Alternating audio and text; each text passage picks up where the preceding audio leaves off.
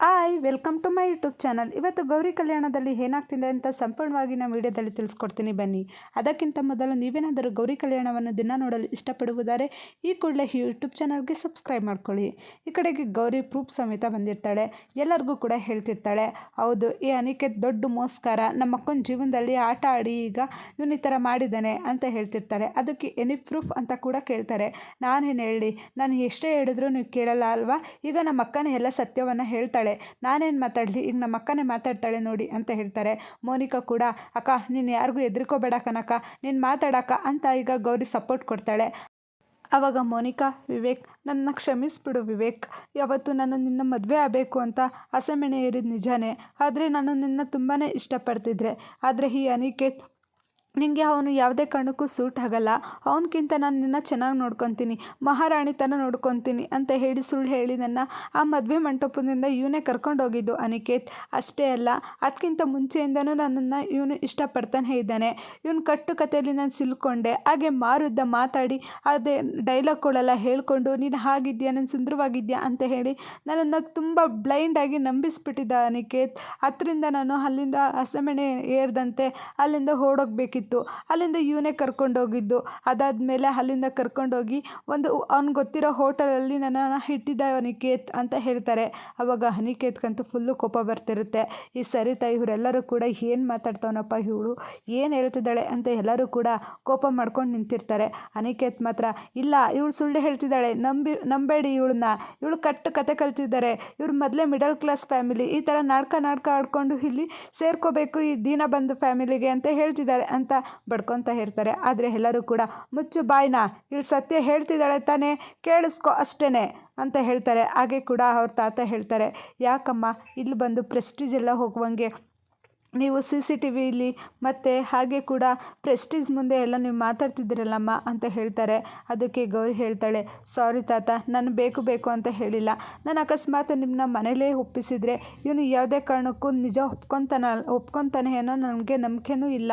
ನಮ್ಮ ಅಕ್ಕನ ಜೀವನ ಹೀಗೆ ಇಲ್ಲಿ ಗಂಟ ಬಂದಿದೆ, ನಾನು ಸರಿ ಮಾಡಬೇಕು, ಅದಕ್ಕೋಸ್ಕರ ನಾನು ತಪ್ಪು ಮಾಡಿಲ್ಲ ಅನ್ನೋಕ್ಕೋಸ್ಕರ ನಿರೂಪಿಸ್ಕೋಬೇಕು, ಈ ಸ್ಟೇಜ್ ನನಗೆ ಅವಕಾಶ ಕೊಟ್ಟಿದೆ, ನೀವು ಈ ಥರ ಮಾತಾಡಿ ನನ್ನನ್ನು ಕಟ್ಟಾಕಬೇಡಿ ಅಂತ ಹೇಳ್ತಾರೆ. ಸರಿ ಆಯಿತು ಹೇಳಿ ಮುಂದಕ್ಕೆ ಅಂತ ಕೇಳ್ತಾರೆ. ನಿನ್ನ ಕಣ್ಣೀರಲ್ಲಿ ಒರೆಸ್ಕೊಂಬ, ನೀನು ನಿಜ ಹೇಳು ಅಂತ ಕೇಳ್ತಾರೆ. ಸರಿ ಅಂತು. ಅದಾದಮೇಲೆ ಅವ್ನಿಗೆ ಗೊತ್ತಿರೋ ಹೋಟ್ಲಿಗೆ ಕರ್ಕೊಂಡೋಗಿ ನನ್ನನ್ನು ಅಲ್ಲಿ ಸುತ್ತಾಡಿ ಇಲ್ಲಿ ಸುತ್ತಾಡಿ, ಹಾಗೆ ಕೂಡ ಐಸ್ ಕ್ರೀಮ್ ತಿನ್ನಿಸಿ, ಹಾಗೆ ನನಗೆ ರಿಂಗ್ ತೋರಿಸಿ, ಈ ಥರ ಒಂದಲ್ಲ ಒಂದು ಮಾಡಿ ನನ್ನ ತುಂಬ ಇಷ್ಟಪಟ್ಟು, ಹಾಗೆ ಒಂದೊಂದು ಮಾತು ಹಾಡಿ ನೀನು ಈ ಥರ ಇದೆಯಾ, ನೀನು ಬ್ಯೂಟಿಫುಲ್ ವಿವೇಕ್, ನೀನು ಯಾವುದೇ ಕಾರಣಕ್ಕೂ ಸೂಟ್ ಆಗಲ್ಲ, ನಾನು ನಿನ್ನ ಮಹಾರಾಣಿ ಥರ ನೋಡ್ಕೊತೀನಿ, ನಾವು ಹನಿಮೂನ್ಗೆ ಸ್ವಿಟ್ಜರ್ಲ್ಯಾಂಡ್ಗೆ ಹೋಗೋಣ, ಹಾಗೆ ಅಲ್ಲಿಗೋಗೋಣ ಇಲ್ಲಿಗೋಗೋಣ ಅಂತ ನನ್ನ ನಂಬಿಸ್ಬಿಟ್ಟ. ಅದಾದಮೇಲೆ ಆ ಹೋಟ್ಲಲ್ಲಿರೋದು ನಿಮಗೆ ಗೊತ್ತಾದಮೇಲೆ ಇವ್ರಿಗೆ ಗೊತ್ತಾಗೋಗಿದೆ ವಿಷಯ, ಅಲ್ಲಿಂದ ಹೊರಟುಬಿಡು ಅಂತ ಹೇಳಿಬಿಟ್ಟು ಅಲ್ಲಿಂದ ನನ್ನ ಹೊರಡಿಸ್ಬಿಟ್ಟ ಆ ಹೋಟ್ಲಿಂದ ಹೋದಾದ್ಮೇಲೆ ದಿಕ್ಕು ದಸೆ ಹಿಡ್ದಂತೆ 2 ದಿನ ಊಟ ಹಿಡ್ದಂತೆಯೇ ದೇವಸ್ಥಾನದಲ್ಲಿ ಮಲಗಿದೆ. ನಾನು ಆವಾಗಲೂ ಕೂಡ ಇವನಿಗೆ ಹೇಳಿದೆ, ನೋಡು ಅರ್ಥ ಮಾಡ್ಕೊ, ನನ್ನ ರಿಜಿಸ್ಟರ್ ಮ್ಯಾರೇಜ್ ಆಗೋಣ ನಾವು ಬಾ ಅಂತ. ನಾನು ಏನೇ ಹೇಳಿದ್ರು ಕೂಡ ಇವನು ನಮ್ದಂತೆ, ಇಲ್ಲ ನನಗೆ ಸ್ವಲ್ಪ ಆಫೀಸಲ್ಲಿ ವರ್ಕ್ ಇದೆ, ಹಾಗೆ ನನಗೆ ಆಫೀಸಲ್ಲಿ ತುಂಬ ಟೆನ್ಷನ್ ಇದೆ, ಈಗ ಆಗಾಗಲ್ಲ ಅಂತ ಹೇಳಿ ಮಾತಾಡಿ ನನ್ನನ್ನು ಇಲ್ಲಿಂದ ನನ್ನ ನಂಬಿಸಿ ಅವನು ಯಾವುದಕ್ಕೂ ಮುಂದಾಗಲಿಲ್ಲ ನನ್ನ ಮದುವೆ ಆಗೋಕ್ಕೆ. ಅದಾದಮೇಲೆ ತಿರ್ಗಾ ಬಂದು ಇವನನ್ನು ಕೇಳಿಕೊಂಡೆ, ಅಂಗ್ಲಾಚಿ ಬೇಡ್ಕೊಂಡೆ, ಆದರೆ ಇವನು ಈಗೆಲ್ಲ ಬೇಡ, ಈಗ ಮನೇಲೆಲ್ಲ ಈಗ ತಾನೇ ಗೌರಿ ಅಕ್ಕಂದು ಮದುವೆ ಆಗಿದೆ, ನಿಮ್ಮ ಗೌರಿ ಅಕ್ಕಂದು, ಈಗ ಯಾರೂ ಕೂಡ ಒಪ್ಕೊಳ್ಳಲ್ಲ, ನೀನು ಆರಾಮಾಗಿ ಮನೆಗೆ ಹೋಗು ಅಂತ ಹೇಳ್ತಾನೆ. ಅದಕ್ಕೆ ಅದಾದಮೇಲೆ ಮನೆಗೆ ಬಂದಾಗ ನೀವು ಗೌರಿ ಅಕ್ಕನ್ನ ನೋಡೋಕ್ಕೆ ಅಲ್ಲಿ ಮನೆಗೆ ಬಂದಿರ್ತೀರ, ಅಂದರೆ ತವ್ರ ಮನೆಗೆ ಬಂದಿದ್ದೀರಾ ನೀವೆಲ್ಲರೂ. ಅವಾಗ ನಾನು ಸಿಗಾಕೊಂಡಿದ್ದು, ಅಲ್ಲಿವರೆಗೂ ನಮ್ಮ ಮನೆಗೂ ನನಗೂ ಯಾವುದೇ ಋಣ ಇರಲಿಲ್ಲ ಅಂತ ಹೇಳೇ ಬಿಡ್ತಾಳೆ ಎಲ್ಲ ಸತ್ಯನೂ.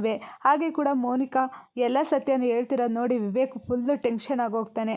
ಅದಾದಮೇಲೆ ಹೋಟ್ಲಲ್ಲಿ ನಾವು ಸಿಗಾಕೊಂಡಿದ್ವಲ್ಲ ನೀವಿಬ್ಬರು ಮುಂದೆ ತಾಳಿ ಶಾಸ್ತ್ರದ ದಿನ, ಅವತ್ತು ದಿನ ಕೂಡ ಇವನಿಗೆ ಗೊತ್ತಾಗೋಗಿ ಇಲ್ಲಿಂದ ಹೊರಡು ಅಂತ ಹೇಳಿ ಅಲ್ಲಿಂದ ಹೊರಡಿಸ್ಬಿಟ್ಟ ನನ್ನನ್ನು. ಅಲ್ಲಿಂದ ನಾನು ಗೊತ್ತಿಲ್ಲದಂತೆ ಓಡಿ ಬಂದುಬಿಟ್ಟೆ. ಅದಾದಮೇಲೆ ಇವನು ನಿಮಗೆ ಸತ್ಯ ಹೇಳ್ದಂತೆ ಸುಳ್ಳು ಹೇಳಿ ನಿಮ್ಮನ್ನು ಕಟ್ಟಾಕಿ ಮಾತಲ್ಲಿ ನಿಮ್ಮನ್ನು ಮರಳು ಮಾಡಿ ಅಲ್ಲಿಂದ ಕರ್ಕೊಂಡು ಹೋಗ್ಬಿಟ್ಟ. ಆದರೆ ಅವತ್ತು ಇವನೇ ನನ್ನ ಹೊರಡು ಅಂತ ಹೇಳಿದ್ದು, ಅಲ್ಲಿಗೆ ಇವನೇ ನನ್ನ ಕರ್ಸ್ಕೊಂಡಿದ್ದು ಅಂತ ಕೂಡ ಹೇಳೇ ಬಿಡ್ತಾರೆ. ಅದಾದಮೇಲೆ ಅನಿಕೇತ್ಗೆ ರಿಫ್ಲೆಕ್ಸ್ ಆಗುತ್ತೆ. ಅದಾದಮೇಲೆ ಇವನು ಅಲ್ಲಿಂದ ಇವಳು ಸುಳ್ಳು ಹೇಳಿದ್ದಾನೆ ಅಂತ ಹೇಳ್ಕೊಂಡು ಫುಲ್ಲು ಕೋಪ ಬರ್ತಿರುತ್ತೆ. ಅದಾದಮೇಲೆ ಈಗ ಮೊನ್ನೆ ತಾನೇ ನನ್ನ ವಿಷಯ ಎಲ್ಲ ಮನೇಲಿ ಗೊತ್ತಾಗೋಗಿದೆ, ಮನೇಲಿ ಗೊತ್ತಾಗ್ಬಿಟ್ಟು ಯಾರೂ ಕೂಡ ನನ್ನ ಒಪ್ಕೊತಿಲ್ಲ, ಪ್ಲೀಸ್ ನನ್ನನ್ನು ಮರ್ತು ಬಿಡು ಅಂತ ಕತೆ ಹೇಳ್ತಿದ್ದ. ಯಾಕಂದರೆ ಈ ಶ್ರೀಮಂತ ಮನೆ ಹುಡುಗಿ ಜೊತೆ ಎಂಗೇಜ್ಮೆಂಟ್ ಆಗಬೇಕಿತ್ತಲ್ಲ, ಅದಕ್ಕೋಸ್ಕರ ಅಂತ ಮೋನಿಕಾ ಅಳ್ಕೊಂಡು ಕೇಳ್ಕೊತಾ ಇರ್ತಾಳೆ. ಅದಾದಮೇಲೆ ಇಲ್ಲ ವೈಷ್ಣವಿ, ನನ್ನನ್ನು ನಂಬು, ಈ ಮಿಡಲ್ ಕ್ಲಾಸ್ ಫ್ಯಾಮಿಲಿಯವರು ಇಲ್ಲದೆ ಹೋದ್ರೆ ಡ್ರಾಮಾ ಮಾಡ್ತಿದ್ದಾರೆ ಅಂತ ಹೇಳ್ತಾರೆ. ಆದರೆ ವೈಷ್ಣವಿ, ನೀನು ಸುಳ್ಳು ಹೇಳಬೇಡ, ಅವಳು ಹೇಳ್ತಿರೋದು ಕಣ್ಣೀರಲ್ಲಿ ಸತ್ಯ ನನಗೆ ಗೊತ್ತಾಗ್ತಿದೆ. ಮಿಡಲ್ ಕ್ಲಾಸ್ ಫ್ಯಾಮಿಲಿ ಅಂತಿದ್ಯಾ, ಅವನಾಗ ಅವ್ರ ಮಾನ ಮರ್ಯಾದೆನ ಹರಾಜಾಗ್ತಾರಾ? ಅದು ಈ ಪ್ರೆಸ್ಟೀಜ್ ಮುಂದೆನೇ. ನಿನಗೆ ಅರ್ಥ ಆಗ್ತಿಲ್ವಾ? ನಾನು ನಂಬಲ್ಲ ಅಂದ್ಕೊಂಡು ಅಳ್ಕೊಂಡು ನಿಂತ್ಕೊಬಿಡ್ತಾಳೆ ವೈಷ್ಣವಿ. ಅಲ್ಲಿಂದ ಹೂನಾರನ್ನು ಕಳೆದಿಟ್ಬಿಟ್ಟು ಈ ಗೌರಿ ಹತ್ರ ಬರ್ತಾನೆ. ಗೌರಿ ಹತ್ರ ಬಂದುಬಿಟ್ಟು, ಇಷ್ಟೊಂದೆಲ್ಲ ಕತೆ ಹೇಳ್ತಿದ್ಯಲ್ಲ, ನಿನ್ನ ಹತ್ರ ಏನೇ ಪ್ರೂಫ್ ಇದೆಯಾ? ಪ್ರೂಫ್ ಇಲ್ದಂತೆಯೇ ಈ ಥರ ಎಲ್ಲನೂ ಹೇಳಿ ನನಗೆ ಇಲ್ಲದೆ ಹೋದದೆಲ್ಲ ಹೇಳ್ತಿದ್ಯಾ, ನನ್ನ ಮೇಲೆ ಆರೋಪ ಹೊರಿಸ್ತಿದ್ಯಾ? ಯಾಕಂದರೆ ನನಗೆ ಗೊತ್ತು, ನಾನು ಈ ಶ್ರೀಮಂತನ ಮನೆ ಹುಡುಗಿನ ಎಂಗೇಜ್ಮೆಂಟ್ ಆಗ್ತಿದ್ದೀನಿ. ನಮ್ಮ ಅಕ್ಕಂಗೆ ದಿಕ್ಕು ದೆಸೆ ಇಲ್ಲ. ನಮ್ಮ ಅಕ್ಕನ ಹೆಂಗಾರು ಮಾಡಿ ನನ್ನ ಜೊತೆ ಕಟ್ಟಬೇಕು ಅಂದ್ಕೊಂಡೆ ಇಲ್ಲೂ ಬಂದಿದ್ಯಾ? ಪ್ರೂಫ್ ತೋರಿಸು, ನೋಡೇ ಬಿಡ್ತೀನಿ. ನಿಮ್ಮ ಅಕ್ಕನ ಮಾತಲ್ಲಿ ನಾನು ನಂಬಲ್ಲ, ಇಲ್ಲಿ ಯಾರು ನಂಬಲ್ಲ ಅಂತ ಆವಾಜ್ ಆಗ್ತಾ ಇರ್ತಾನೆ. ಆವಾಗ ಚಂಚಲನೂ ಕೂಡ, ಹೌದು, ಪ್ರೂಫ್ ಇದೆಯಾ ನಿನ್ನ ಹತ್ರ? ಪ್ರೂಫ್ ಇಲ್ದಂತೆ ನನ್ನ ಸಣ್ಣ ಬಗ್ಗೆ ಏನೇನೋ ಮಾತಾಡಬೇಡ ನೀನು ಅಂತ ಹೇಳ್ತಾರೆ. ಅದಕ್ಕೆ ಆ ತಾತ ಹೇಳ್ತಾರೆ, ನೋಡಮ್ಮ, ನೀನು ಏನೂ ಹೆದರ್ಕೋಬೇಡ ಗೌರಿ, ನಾನು ಸಪೋರ್ಟ್ ಕೊಡ್ತೀನಿ. ಈ ಹುಡುಗಿಗೆ ಅನ್ಯಾಯ ಆಗೋದು ಬೇಡ. ಏನಾದರೂ ಪ್ರೂಫ್ ಇದ್ದರೆ ಮಾತಾಡಮ್ಮ ಅಂತ ಹೇಳ್ತಾರೆ. ನನಗೆ ಗೊತ್ತು ಸರ್, ಇವನು ಏನು ಮಾಡ್ತಾನೆ ಅಂತ ನಂಗೆ ಗೊತ್ತು. ಯಾಕಂದರೆ ಇವನು ಮೊದಲೇ ಕೋಪದಲ್ಲಿ ಹಾಗೆ ಕೂಡ ಮಾತಲ್ಲಿ ಸುಮಾರು ಸತಿ ತಪ್ಪಿಸ್ಕೊಂಡಿದ್ದಾನೆ. ಇಲ್ಲೂ ತಪ್ಪಿಸ್ಕೊತಾನೆ ಅಂತ ನನಗೆ ಗೊತ್ತು, ನಾಟಕ ಆಡಿಕೊಂಡು. ಆದರೆ ನಾನು ಪ್ರೂಫ್ ಇಲ್ದಂತೆ ಮಾತಾಡ್ತಿಲ್ಲ. ನೀನು ಹೋಟ್ಲಲ್ಲಿರೋ CCTV ಫುಟೇಜ್ ಇದೆ ನನ್ನ ಹತ್ರ ಅಂದ್ಬಿಟ್ಟು, ಲುಕ್ ಅಟ್ ದಿಸ್ ಅಂತ ಹೇಳಿಬಿಟ್ಟು ಎಲ್ಲರಿಗೂ ತೋರಿಸ್ತಾಳೆ CCTV ಫುಟೇಜ್ನ. ಎಲ್ಲರೂ ಕೂಡ ನೋಡಿಬಿಟ್ಟು ಶಾಕ್ ಪಡ್ತಾರೆ.